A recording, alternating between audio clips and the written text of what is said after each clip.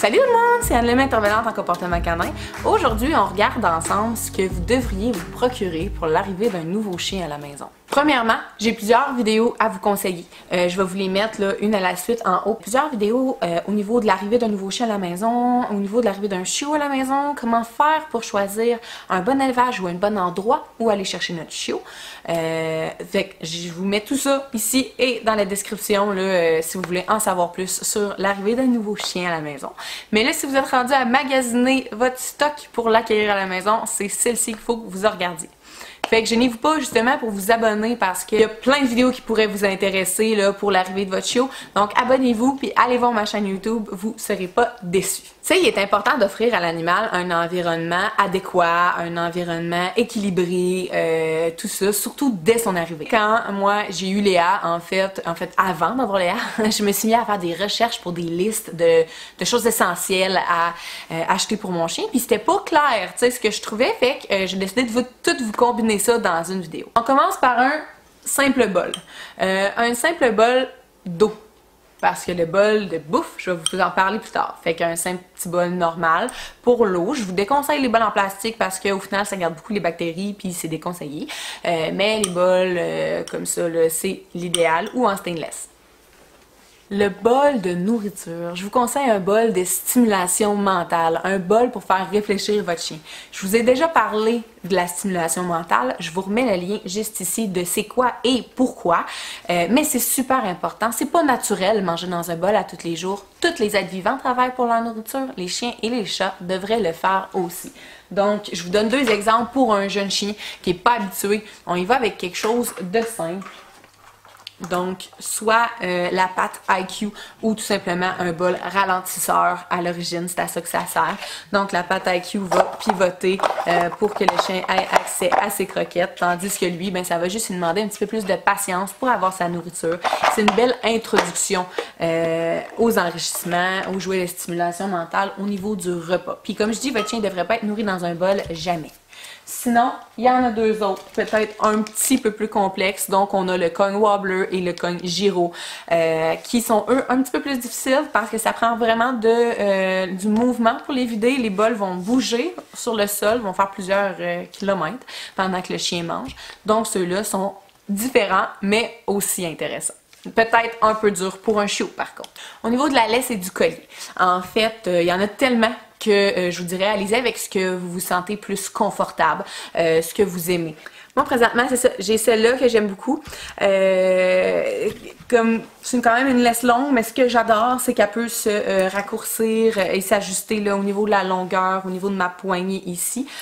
Donc ça, c'est vraiment quand même cool comme avantage de pouvoir faire des longues, des courtes, des laisses, tout ça. La seule chose, c'est que si vous voulez que votre chien prenne l'habitude de marcher au pied, achetez-y pas une laisse rétractable ou une laisse trop longue, c'est une perte de temps. Au niveau du collier, n'importe quoi que vous êtes à l'aise, mais pensez au confort de votre chien aussi. Donc, évitez tout ce qui est étrangleur, tout ce qui est collier à choc aussi dans l'idéal, mais tout ce qui étrangle, les chokers, dans le fond, là, ça va tout à poubelle, ça devrait même pas exister, ça devrait être illégal sur le marché. En lien avec ça, je vous conseille aussi le port du harnais. Premièrement, c'est obligatoire au Québec. Puis, deuxièmement, c'est plus confortable. Donc, c'est pas une loi très désagréable au final. Donc, moi, j'ai ce harnais-là. Oui, il y a une cloche accrochée après. Parce qu'on est dans le temps de la chasse. Donc, moi, j'ai ce harnais-là. Là, pour l'instant, il est déclippé. Là, donc, il a l'air de n'importe quoi. Mais c'est un harnais en H, je crois qu'on appelle ça. Je suis pas mal certaine. Donc, vous voyez, c'est un harnais qui fait comme ça à mon chien. Le Léa pense que ça va marcher. Elle est bien contente. Donc, moi, j'utilise quasi juste le harnais. En fait, mon chien n'a jamais porté de collier et n'en portera jamais. J'y mets son harnais avant qu'on sorte et j'y enlève quand on rentre à la maison. La médaille. Ça a l'air niaiseux parce que c'est pas une affaire qu'on magasine trop, mais en général, c'est obligatoire dans la majorité des villes d'enregistrer votre chien, soit à la SPCA ou tout dépendamment comment votre municipalité fonctionne. Mais en général, c'est obligatoire, donc votre chien doit avoir une médaille. Donc, il faut y penser. Quelques jouets standards. Au début, vous ne saurez pas quel genre de jouet il préfère. Ça va être vraiment à tester puis à savoir au fur et à mesure. Donc, tu sais, on a le standard du TOG, donc une corde à tirer. Sinon, on a les balles comme ça, des petits jouets, là, des toutous, toutes sortes, des jouets qui font quick. Je vous montre ici un jouet que nous, on adore. C'est un jouet de recherche. Donc, encore une fois, du travail mental. Je suis très, très poussée sur le travail mental. Mais, dans le fond, c'est que dedans, il y a des petites souris. Une petite souris? C'est ta souris? Donc, ce petit jouet-là, c'est le genre de jouet que moi, j'adore. Puis, en général, vos chiens vont sûrement adorer.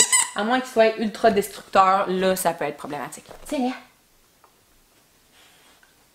Oui? Tu cherches la souris? Vas-y, prends-la.